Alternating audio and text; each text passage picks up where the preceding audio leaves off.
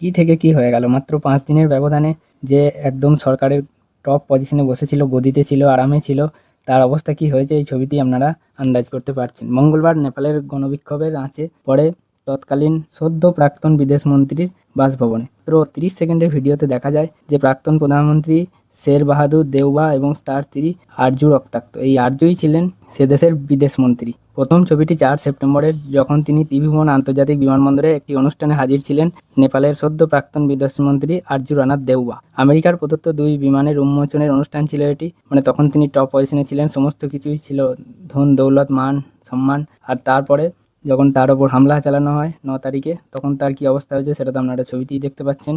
প্রাক্তন প্রধানমন্ত্রী এবং তার স্ত্রীকে রক্তাক্ত অবস্থায় দেখা যায় এবং পোশাকে রক্তের ছাপও দেখা গিয়েছে। জনতার মার খেয়ে এখন এরকমই অবস্থা নেপালের বেশিরভাগ প্রাক্তন মন্ত্রীদের, যারা একসময় ল্যাভিশ লাইফস্টাইল এনজয় করতো এবং বংশোদ্ভূতভাবে একের পর এক মন্ত্রী হতো। আর ওই 2-3টে দল ছিল, সিপিএমের 2টো ভাগ ছিল, একটা কেপি ওলি আর একটা ওই প্রচণ্ডের দল, আর একটি ছিল নেপাল কংগ্রেস।